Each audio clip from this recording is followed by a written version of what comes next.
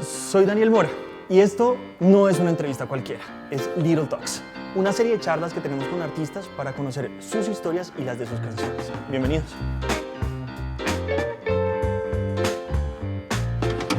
Pues bueno, y en este nuevo episodio de Little Talks estamos con el gran admirado Andrés Cepeda. Andrés, muchas gracias por Daniel. acompañarme en este nuevo episodio. De verdad, demasiado contentos. Con mucho gusto, hermano. Para hacer una breve introducción.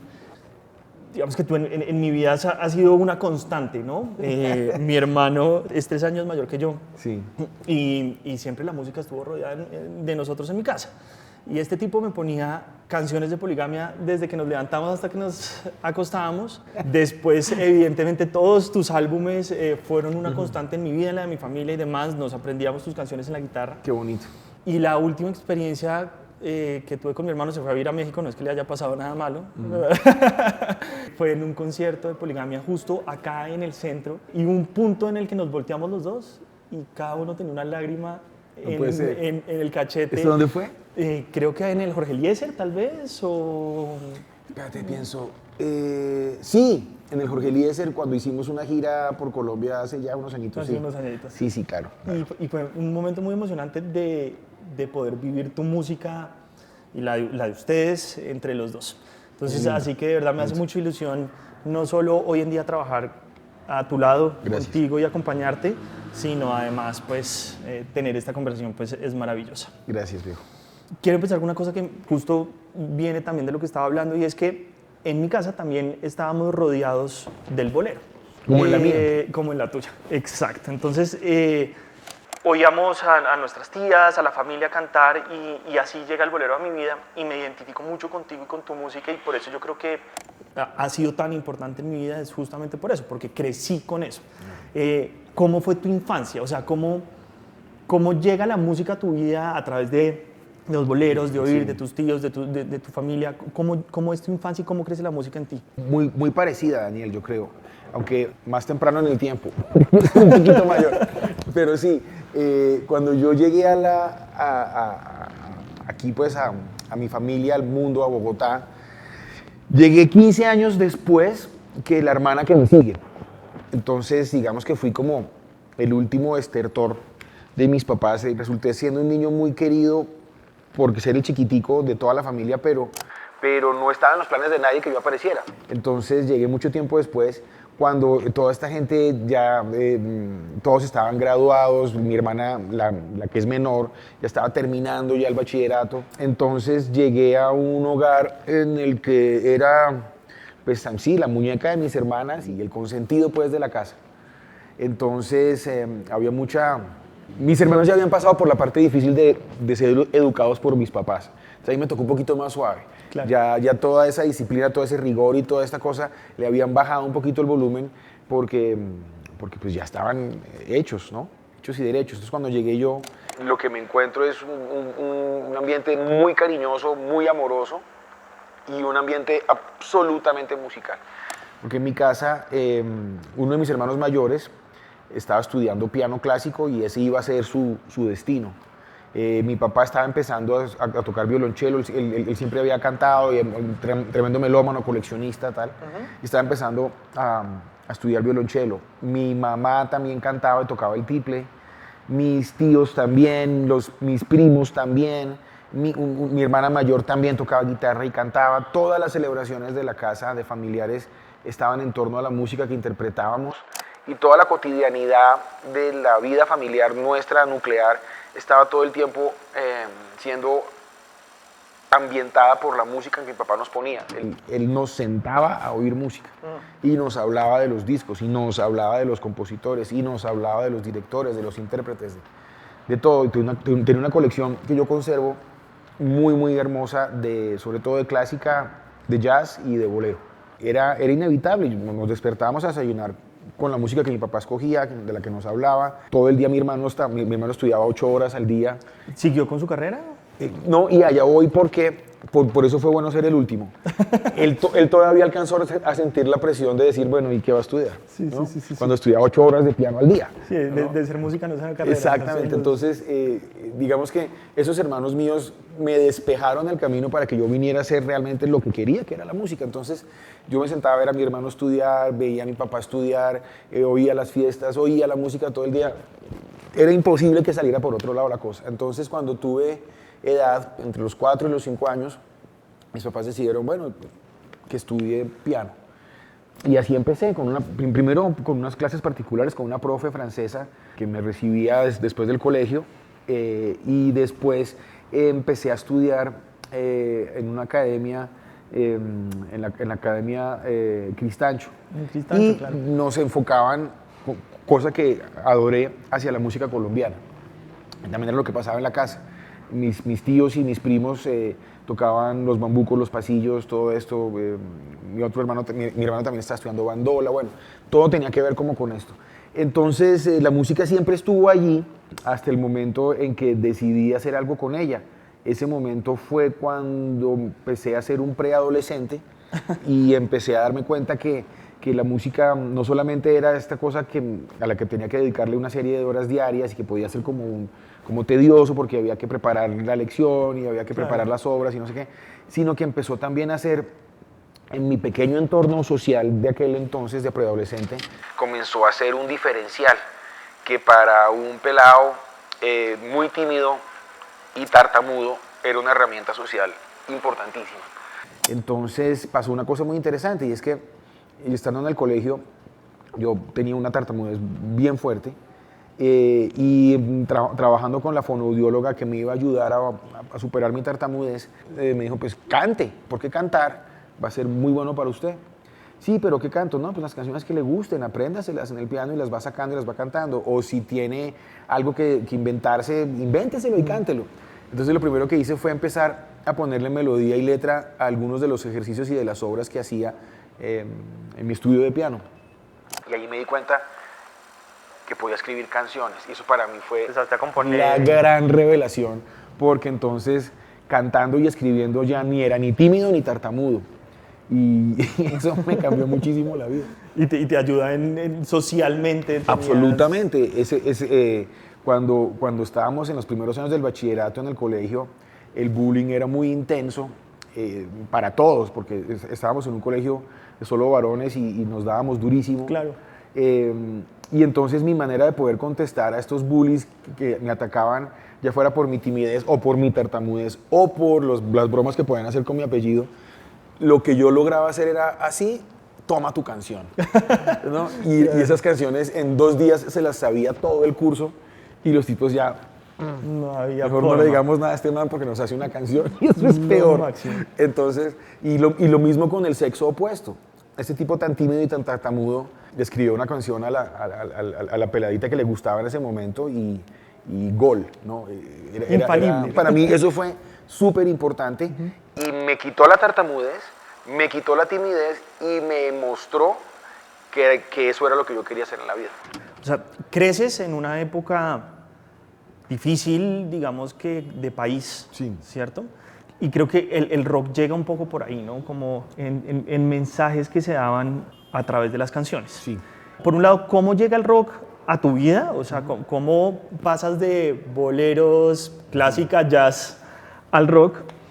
¿Qué está pasando en ese momento en términos de música? ¿Qué bandas había, etcétera?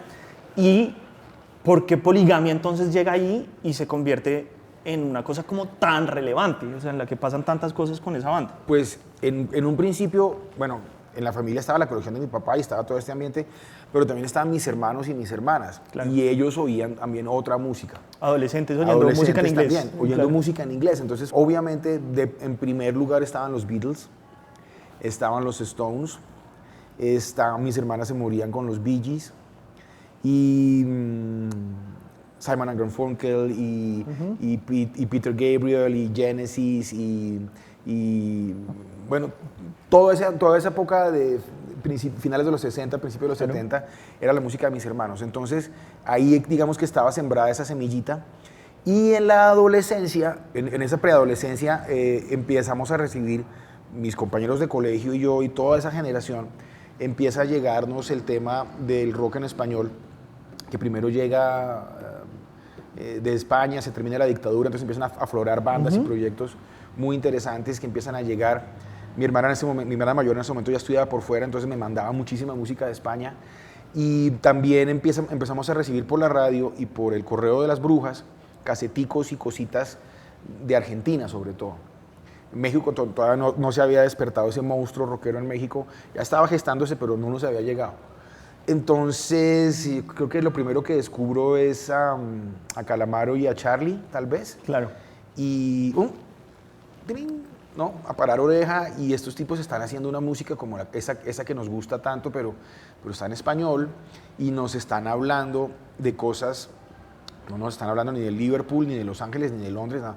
Nos están hablando de un barrio en Buenos Aires o de en Rosario, o nos están hablando de las madres de la Plaza de Mayo, o nos están hablando de las dictaduras, o nos están hablando de unas cosas que son muy locales y nos están hablando en nuestro idioma con una música buenísima.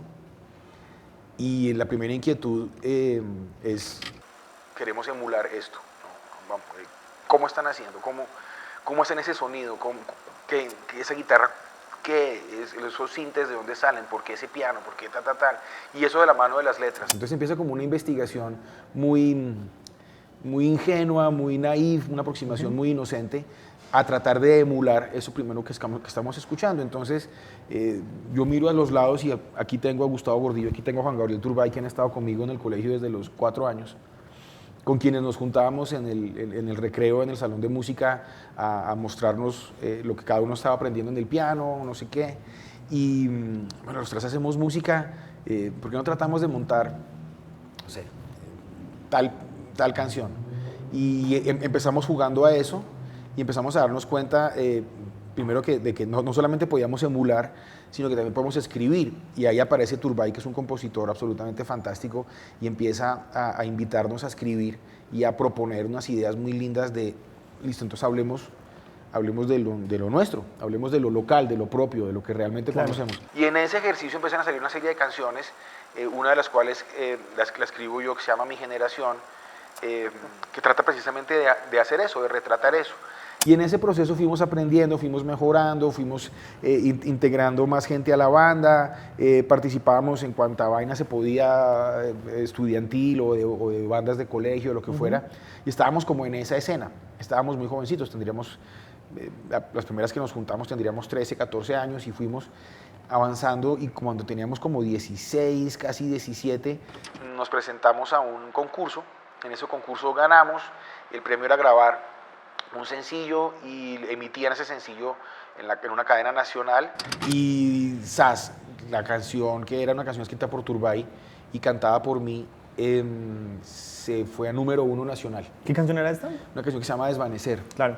Que tiene una historia muy bonita. Juan Gabriel le escribió esa canción a una pelada con la que esperaba el bus para ir al colegio. Espectacular. Y él estaba enamorado de esa peladita, y lo mismo, no sabía muy bien cómo hacer. Entonces decidió escribir esta canción y enseñársela. Y nosotros estábamos pues, en los primeros años del bachillerato, y nos juntamos la platica de las mesadas para ir a un estudio que tenía un conocido de alguno de nosotros en Rosales. Y nos daba como para 1 hora, si mucho 2 horas de estudio. Y llegamos allá, yo era el pianista, Juan Gabriel era el cantante. Y llegamos allá, y Turbay había amanecido, tenía gripa y no podía cantar, estaba disfónico. Y la persona que estaba haciendo el turno del estudio, la persona que nos atendió, nos dijo, bueno, pues está chévere la canción, ya pusieron el piano, ya pusieron el pad, bueno, ¿quién se sabe la canción? Porque es que ya no quedan sino media hora y ustedes tienen que ir, y aquí ya no hay más turno, y ustedes entiendo que no tienen más plata, entonces que alguien de ustedes por favor la cante. Yo me la sé, yo la puedo cantar. Y canté la canción, y la persona que estaba haciendo el turno nos dijo, la canción está muy chévere, me gusta mucho cómo suena, yo tengo unos contactos en otro estudio y puedo invitar a la cantante de un grupo que en ese momento era muy famoso, que se llamaba Pasaporte, que se llama Elsa Riveros. Yo puedo decirle a Elsa, porque creo que esto puede ser un dueto, y puedo llamar a este saxofonista tremendo que se llama Toño Arnedo para que haga un solo, y le podemos pedir el favor a Pablo Tedeschi, que era el director de Pasaporte, para que organice mejor la producción y tal. Y así fue, grabamos eso, decidimos que se quedaba mi voz, y concursamos, entre otras, con esa canción en el concurso. Ustedes eran unos adolescentes. Éramos muy chiquitos, teníamos 16 años, 15, 16 años. Y nos ganamos esa vaina y entonces yo ya quedé como cantante, me tocó asumir el rol de frontman ahí. Y al hacer la canción número 1 nacional, pues claro, empezamos a trabajar, ¿no? A vender shows y a viajar y a participar en una vaina y en la otra. Y a Gordillo, que siempre ha sido muy inquieto con el tema audiovisual, se le ocurrió que deberíamos escribirnos un guión para hacer una serie de televisión, porque necesitábamos que la gente, en esa época tú escuchabas la música en la radio y no tenías ni idea quién la estaba cantando. Entonces decidimos ir a presentarnos, pedimos una cita al que era en ese momento director de programación, no era el canal porque eran las productoras. Las programadoras. Sí. Y nos recibimos de buenas y nos recibieron y llegamos allá con nuestro cuadernito, con nuestro guión y le presentamos esta vez al director de producción. Y el tipo se murió de la risa y nos dijo, hay que conseguir un director, hay que conseguir un libretista, esto no sirve para nada, pero la idea está muy buena. Y así fue, nos consiguieron libretista, director, un grupo tremendo de actores profesionales, toda la fuerza de la productora en ese momento, y protagonizábamos nosotros, que éramos obviamente pésimos actores. Yo no era el único tartamudo, había otro tartamudo en la banda. Entonces hacer una serie con 2 tartamudos y gente que no sabe actuar no era nada fácil. No era fácil, obvio. Y teníamos un elenco realmente bueno. Había gente realmente muy, muy seria de la actuación, pero logramos estar, a pesar de todo esto, logramos estar al aire como unos 9 meses en un horario interesante que era antes de las noticias, de 6 a 7 todos los días entre semana. Y claro, logramos el cometido que era ponerle cara a estas canciones. Y entonces la banda empezó a moverse muchísimo más. Y logramos nuestro primer contrato discográfico e hicimos juntos 4 álbumes. Moviéndonos entre el rock y el pop, como una cuestión ahí. Escribía a veces Juan Gabriel, escribía a veces yo. Ya contábamos con César López en la batería, con Freddy Camargo en la guitarra y ya el grupo estaba conformado. Gustavo, que al principio tocaba el bajo con un teclado, se puso a estudiar bajo de cuerdas y se volvió bajista y empezamos a formar la cosa. Y al cuarto álbum nos dimos cuenta que aunque estábamos muy enamorados de lo que hacíamos, del oficio de la música sobre todo, pero también del rock, cada uno tenía como cosas que empezamos a jalar para lados distintos, queríamos hacer cosas diferentes. Y nos pareció oportuno terminar con la banda y que los que querían hacer sus cosas solistas se fueran. Yo no era uno de ellos, yo estaba convencido que me iba a volver viejito tocando en Poligamia. Resulta que no. Entonces nos abrimos y ahí vino como un momento mío de mucha incertidumbre y de mucha... ¿Ahora qué voy a hacer, no? Claro. En ese momento querías dedicarte a otras cosas, la ingeniería, tal vez... No sabía qué quería hacer, no tenía planeado hacer nada, entonces me tocó buscar a ver qué quería hacer. Y dije, bueno, pues sí, no voy a hacer más música como lo conozco, pero voy a escribir canciones y voy a producir. Entonces empecé a buscar por ese lado la vida, fui a hacer cursos de ingeniería, de grabación, de producción, no sé qué, y empecé a engancharme con gente con la que había trabajado haciendo jingles. Entonces empecé a ser asistente en 2 o 3 estudios y a manejar encargos pequeñitos y hacer música para tele y hacer las sesiones del disco de no sé quién, de Hice Más, música para televisión. Y estaba en esas, convencido de que en eso me iba a quedar cuando me llegó una oportunidad nuevamente de hacer música, de cantar y de escribir. Y ahí empieza como esta parte de solista que empezó en el año 2000. Nosotros estuvimos con la banda desde el 92, desde el 90, sí, 92 fue el primer álbum, hasta el 97, 98. Y en el 2000 se me aparece esta oportunidad de ser solista, también de una manera muy casual. Yo estaba trabajando en uno de los estudios y se me había ocurrido escribir una serie de canciones, había tenido así como mi primer gran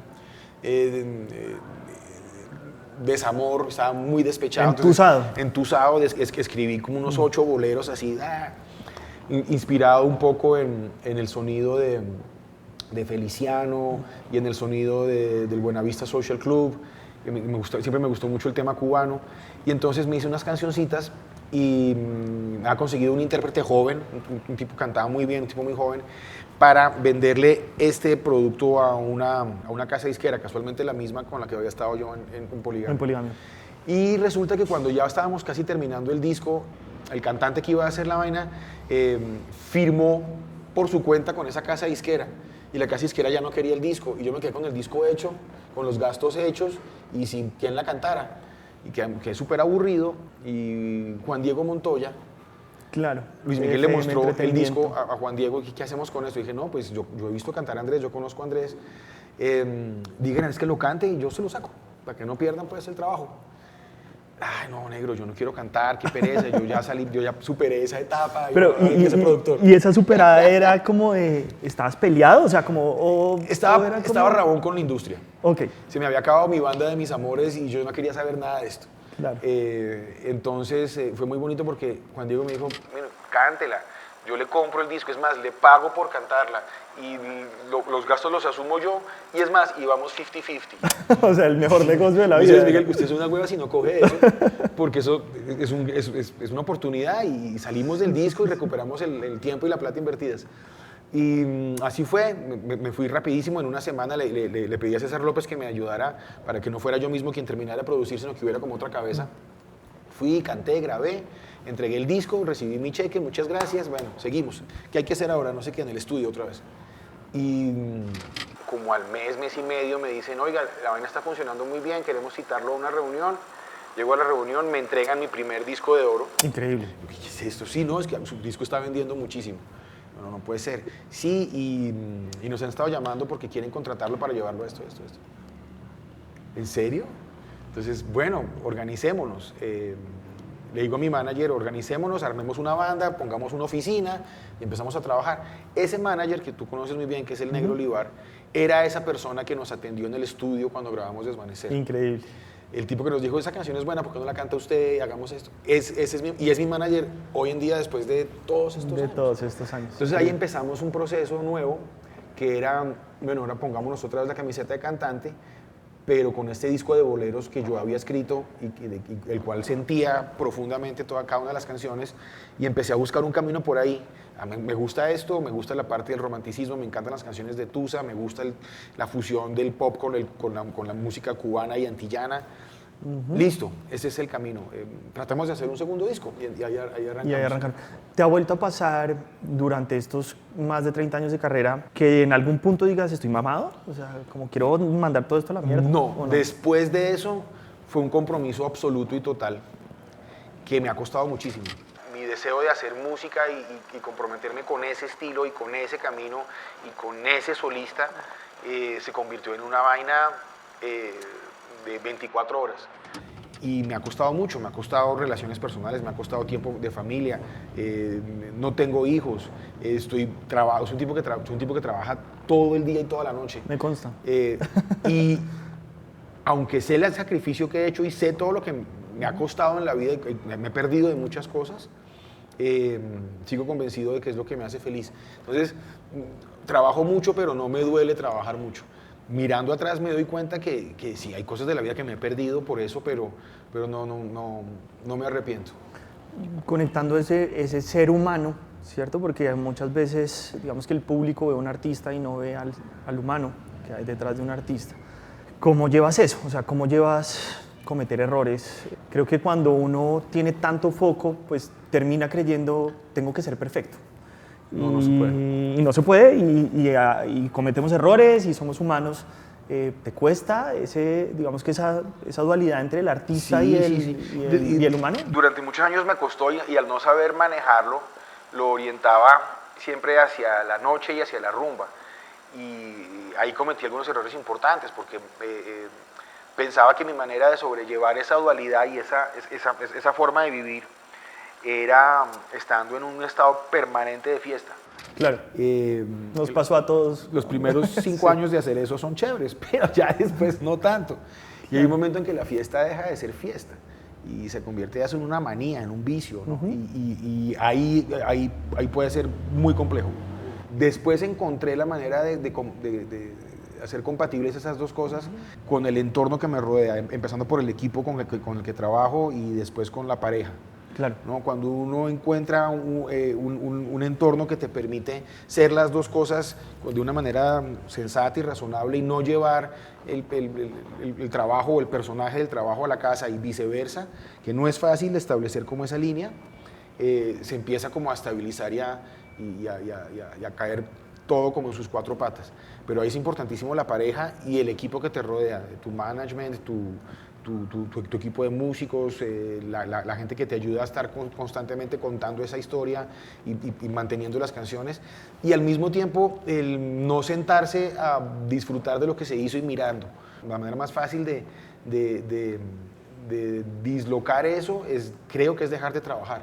Claro. Creo que es importante estar ahí emitiendo y emitiendo y emitiendo y grabando y produciendo y saliendo a mostrar eso y tocándolo. Creo que eso ayuda mucho a que no se quede uno en la casa enloqueciéndose un poco. Este también ha sido un proyecto rodeado de muchos amigos, ¿no? Sí. O sea, creo que Andrés Cepeda como proyecto tiene, no sé, un Chabuco que ha estado ahí con el que colaboras, o Pantoja, sí. O compositores que siempre te traen las canciones, sí. O productores que te han rodeado. También eso es parte del éxito, como rodearse de gente que... Y eso lo aprendí en la banda. Yo tuve la fortuna de estar en la banda con una gente súper talentosa. Esa primera experiencia musical fue con gente realmente muy buena. Entonces me di cuenta que el éxito no solamente depende de uno, sino de quién uno se rodee.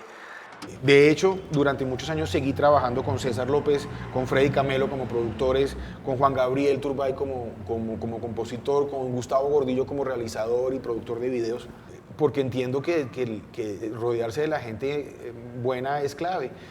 Uno no puede hacer todas las canciones y producir todas las canciones y pretender que todas sean buenas y que no empiecen también a parecerse. Claro. Entonces, tener gente alrededor que te traiga cosas buenas es importantísimo. La gente con que yo trabajo en la banda, la gente con que trabajo en el estudio, muchos de ellos son recurrentes y he seguido trabajando con ellos y he formado ese equipo.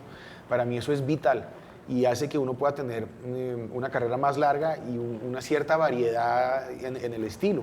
Y también es gente que con el paso de los años se hacen cada vez más cercanos y más amigos y también ayudan a aterrizar las realidades. Eso es clave. No solamente es el trabajo, es alguien que te puede decir, oiga, usted ya se pilló esto, que está haciendo esto mal o que puede hacer esto mejor. Claro. Eso es súper clave. Y si te lo dice alguien que está montado en ese bus contigo y que entiende lo que se está viviendo, va a ser más fácil atender esos consejos. Uno veía muchos artistas, digamos, de tu generación que tocaban el éxito y se iban del país. Sí.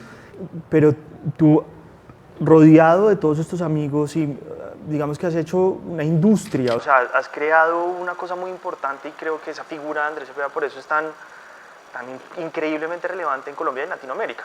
Porque has estado presente, digamos que sí. en los territorios. ¿Eso fue una decisión de vida como de querer estar acá? Sí, o sea, sí, ¿Bogotá sí. es un lugar? Sí, definitivamente. Durante la carrera he tenido la oportunidad de ir a vivir en otros lugares. Nunca más de 2, 3 años. Claro. No puedo. No puedo. Y delicioso y divinos otras ciudades y divinas otras culturas, todo lo que tú quieras, pero a mí me llama mi tierra muy fuerte. Yo soy una persona que le gusta mucho estar en contacto con la naturaleza y con el campo y tengo algunos lugares en Colombia donde paso tiempo fuera de Bogotá y para mí eso es importantísimo. Yo encuentro mi inspiración y mi conexión aquí. He tenido lindas experiencias viviendo fuera, pero no puedo.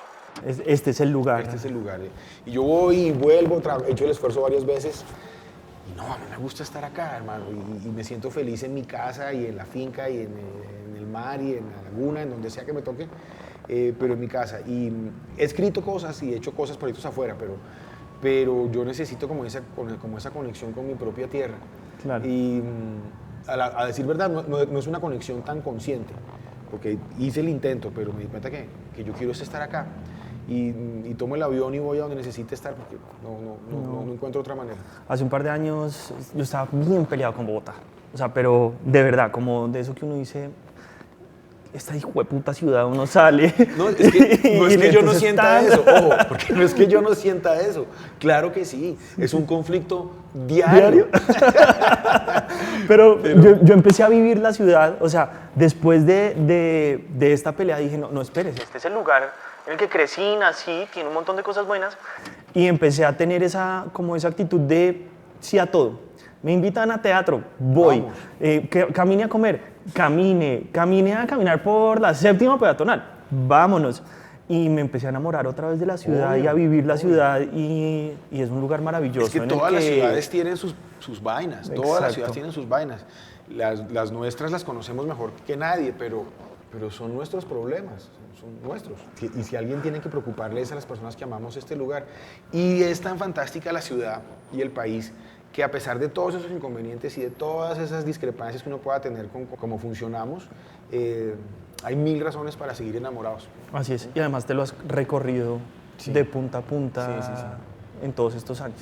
Sí. Si a mí me dicen que hay que ir, por decir cualquier bobada, de Bogotá a Medellín, y no hay afán, ¿no? Y puedo hacerlo por tierra, voy a encontrar la manera de no pisar el asfalto. Voy a encontrar la manera de trochar, de perderme, de vararme, de pincharme, de que se me meta el carro en el río y se me apague.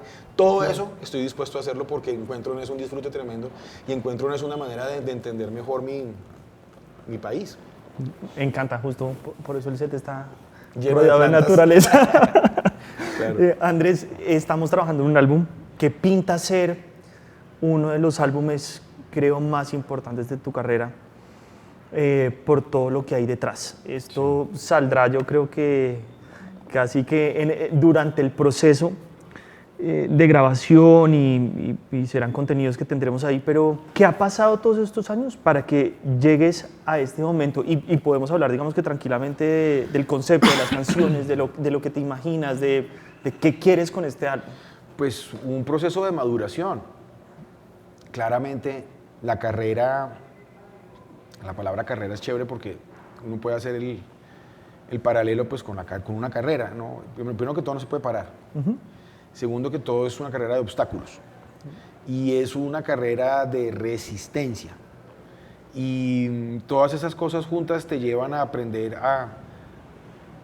como si fuera una carrera de atletismo, a respirar bien, a mantener el paso, a soportar el cansancio, a caerte y a levantarte. Y eso es una madurez en términos, digamos, profesionales de la música. Entonces, ese camino lo lleva a uno a ir escogiendo cada vez mejor qué es lo que quiere hacer y va probando uno cosas, desechando unas, certificando otras. Y una de las cosas de la carrera mi carrera solista fue solista, no cantaba con nadie durante mucho tiempo y después empecé a sentir la necesidad de intercambiar con otros artistas conceptos, ideas, etc. Y esa fue una etapa muy chévere en la vida, que se resume un poco en los últimos 2 álbumes que presenté, que son absolutamente colaborativos, y durante los cuales me dediqué a sentarme con mis amigos, gente que admiro, a escribir canciones, a producirlas y después a interpretarlas. Y a aprender cómo ellos las escriben, las interpretan y las producen. Y yo también a mostrarles a ellos cuál es mi manera, cómo mato yo las pulgas y cómo matan ellos sus pulgas. Y en ese intercambio el aprendizaje fue brutal. Y entonces, después de haber hecho ese intercambio y ese aprendizaje, vuelvo a hacer música completamente solo, con la cabeza fresca, con una cantidad de nuevas, con una experiencia importante que he venido recogiendo, con todo lo que aprendí de mis colegas, de mi propio devenir en este camino, y creo que lo que viene ahora y lo que falta por hacer viene cargado de todo eso. Y viene con unas certezas y con unas seguridades, claro. Siempre con algunas incógnitas y preguntas, pero con unas certezas y unas seguridades muy importantes que hacen que este proyecto que estamos haciendo, pues sienta yo y creamos todos que tiene un peso y una relevancia que pueden ser importantes. Así es. Y viene una canción nueva, chévere, que nos cuentes de Prométeme, y que... Hola. Todo esto se puede cortar, ¿no? Chévere que nos cuentes como de este sencillo, como como momento también y en esta nueva etapa con nosotros, pues que a mí también me llena de ilusión. Pues cuando empezamos a pensar en el nuevo proyecto, empezamos como a imaginarnos qué podía hacer. Ya van a descubrir exactamente qué es, pero es una cosa que se define un poco con lo que acabamos de contestar en la pregunta anterior, pero cuando ya el proyecto estaba bastante formado y definido, ya sabíamos más o menos qué queríamos, aparece una canción que, si bien podría ser parte de ese proyecto, creo que tiene una vida propia y llega en un momento propio que es un momento de transición, que es, entre otras cosas, la llegada a la nueva compañía, sacudirse de una serie de ideas y maneras de trabajar que quisiera cambiar y teniendo muy concebido el proyecto del álbum nuevo, esta canción es como, de alguna manera es un satélite de ese álbum, pero es una canción que tiene una vida propia y que voy a lanzar como un sencillo antes de mostrar el álbum nuevo. Por dos razones. Primero, la canción me encanta, es una canción bellísima, me gusta mucho lo que dice en términos, digamos, de su narrativa, de su historia, pero a mí también a nivel muy personal me hace pensar en la promesa de lo que viene. Y por otro lado, porque coloquialmente me rasca el culo, no me puedo quedar quieto, necesito seguir haciendo algo mientras sale el álbum. Y me parece que esta es una gran canción y es un gran momento de presentar esto en transición a lo que va a ser el álbum. Y se llama Prométeme, y es una canción lindísima, dedicable, de estas personas que están súper enamoradas, se acaban de enamorar, se acaban de conocer y todavía no son capaces de ver más allá de esa traga que tienen. Y cada uno está lleno de problemas y de defectos, pero todavía no se ven, están ciegos por ese amor tan grande que descubrieron y tratan de prometerse que cuando se baje la espuma y pase la pasión y lleguen los problemas y llegue la realidad de quien cada uno es, sean capaces de mantenerse juntos, que es el verdadero reto del amor. Enamorarse con feromonas y con una piel nueva que acaba de llegar es fácil. Claro. Lo que es difícil es hacer algo a largo plazo. Y la canción es sobre eso. Maravilloso. Pues Andrés, muchísimas gracias por contarnos tu historia, por tu tiempo, que es muy preciado, y por estar acá con nosotros. A ti, Dani, qué buen rato. Muchas gracias. A ti. Saludos.